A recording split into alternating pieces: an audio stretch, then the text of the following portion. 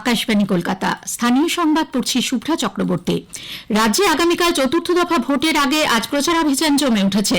শীর্ষ বিজেপি নেতা প্রধানমন্ত্রী নরেন্দ্র মোদী ব্যারাকপুর কেন্দ্রের ভাটপাড়া বিধানসভা জগদ্দলের টিটাগড় পেপার মিল গ্রাউন্ডে আজকে প্রথম জনসভায় ভাষণ দেন। চলতি লোকসভা নির্বাচনে এ রাজ্যে বিজেপি 2019-এর থেকেও ভালো ফল করবে বলে দৃঢ় প্রত্যয় ব্যক্ত করেন তিনি।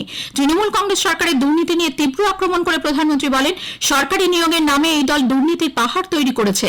সন্দেশখালী প্রসঙ্গে তিনি বলেন, टीएमसी के गुंडे संदेशखाली बहनों को डरा रहे हैं, धमका रहे हैं, सिर्फ इसलिए कि अत्याचारी का नाम शाहजहां शेख है। उसके घर से बम बंदूक निकल रहे हैं, लेकिन वोट बैंक को खुश करने के लिए टीएमसी उसको क्लीन चिट दिलवाने में जुटी है। साथियों, विकसित भारत के लिए विकसित बंगाल जरूरी है। ইন্ডি জোটের দলগুলির সমালোচনা করে তিনি বলেন, তুষ্টিকরণের রাজনীতি করছে এই দলগুলি। এরপর প্রধানমন্ত্রী চুঁচুড়া জনসভায় যোগ দেন। সেখানে তিনি বলেন, বাংলার যুব সম্প্রদায়ের স্বপ্ন শেষ করে দিয়েছে তৃণমূল কংগ্রেস সরকার। পান্ডুয়াতে সম্প্রতি বোমা ফেটে এক বালকের মৃত্যুর প্রসঙ্গ উত্থাপন করেন তিনি। এরপর হুগলির পরশুরায় এবং বিকেলে হাওড়ার সাঁকরাইলে প্রধানমন্ত্রীর আরও দুটি জনসভা রয়েছে। সন্ধ্যায় তিনি পাটনায় একটি জনসভায় যোগ দেবেন। লোকসভা নির্বাচনের প্রচারে তৃণমূল কংগ্রেস নেত্রী মুখ্যমন্ত্রী মমতা ব্যানার্জি আজ দুটি সভা করবেন। তার প্রথম সভা ব্যারাকপুরে লোকসভার আমডাঙ্গায়। তৃণমূল নেত্রী প্রধানমন্ত্রীকে তীব্র আক্রমণ করে বলেন, ইউটিউব খুলুন, বাবুর জয়গান, টিভি খুলুন, বাবুর জয়গান, কাগজ খুলুন, বাবুর জয়গান। মনে হচ্ছে দেশে যেন কেউ নেই। এটা কখন হয় জানেন? যখন দেশে মাপছড়ায় অবস্থা হয়।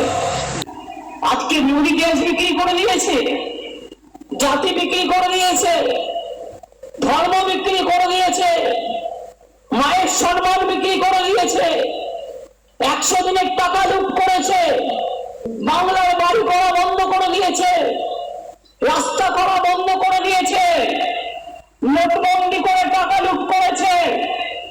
মানুষ খেকো বাঘ শুনেছেন, চাকরি খেকো বাঘ শুনেছেন। এরপর উলুবেড়িয়া লোকসভায় তৃণমূল প্রার্থী সাজদা আহমেদের সমর্থনে মুখ্যমন্ত্রীর আরও এক জনসভা করার কথা রয়েছে। তৃণমূল কংগ্রেসের সর্বভারতীয় সাধারণ সম্পাদক অভিষেক বন্দ্যোপাধ্যায় আজ বনগাঁ লোকসভা এলাকায় এবং হাওড়া লোকসভার বালি বিধানসভা এলাকায় দুটি সভা করবেন।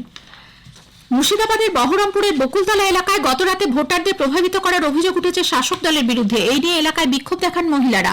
তাদের অভিযোগ, কয়েকজনের শ্লীলতাহানিও করা হয়েছে। খবর পেয়ে ওই কেন্দ্রের বাম কংগ্রেস জোট প্রার্থী অধীর চৌধুরী ঘটনাস্থলে গেলে মহিলারা তাকে ঘিরে বিক্ষোভ দেখাতে থাকেন। পরে পুলিশ গিয়ে পরিস্থিতি নিয়ন্ত্রণে আনে। পুলিশ জানিয়েছে, সিসিটিভি ফুটেজ দেখে অভিযুক্তদের চিহ্নিত করা হচ্ছে।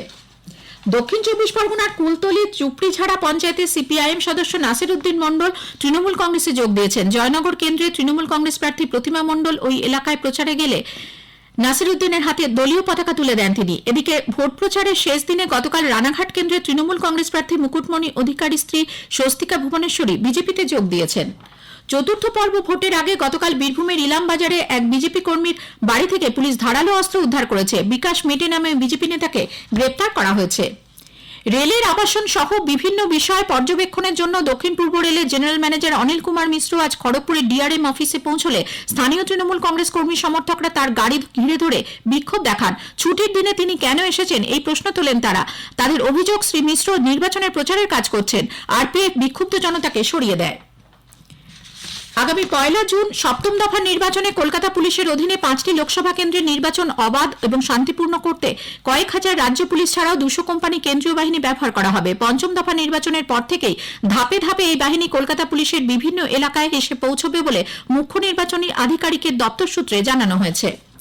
আগামীকাল রাজ্যের 8টি আসনের ভোট পর্ব নিয়ে শুনবেন সংবাদ বিভাগের বিশেষ আলোচনা জনমত 2024 চতুর্থ দফার ভোট। আলোচনায় অংশ নেবেন রাজনৈতিক বিশ্লেষক বিশ্বনাথ চক্রবর্তী এবং সাংবাদিক সুমন ভট্টাচার্য।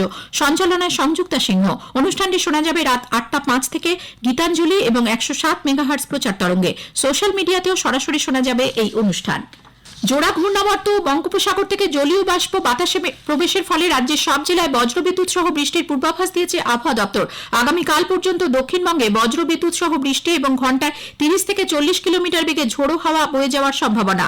উত্তরবঙ্গের কালিম্পং, দার্জিলিং, কোচবিহার, আলিপুরদুয়ার, দক্ষিণ দিনাজপুরে এই সময় বজ্রবিদ্যুৎ সহ বৃষ্টি এবং ঘন্টায় 40 থেকে 50 কিলোমিটার বেগে ঝোড়ো হাওয়া বইতে পারে বলে আবহাওয়া দপ্তর জানিয়েছে। উত্তর 24 পরগনার বারাসাতে দত্তপুকুরে গতরাতে 1 নম্বর রেলগেটের কাছে একটি বালি বোঝাই লরি নিয়ন্ত্রণ হারিয়ে উল্টে গেলে 2 পথচারীর মর্মান্তিক মৃত্যু হয়। বছর 50-এর রজত হালদার এবং 55 বছরের বুবাই রায়চৌধুরী স্থানীয় বাসিন্দা বলে পুলিশ জানিয়েছে। এই ঘটনায় আহত হয়েছেন একজন। স্থানীয় সংবাদ শেষ হলো।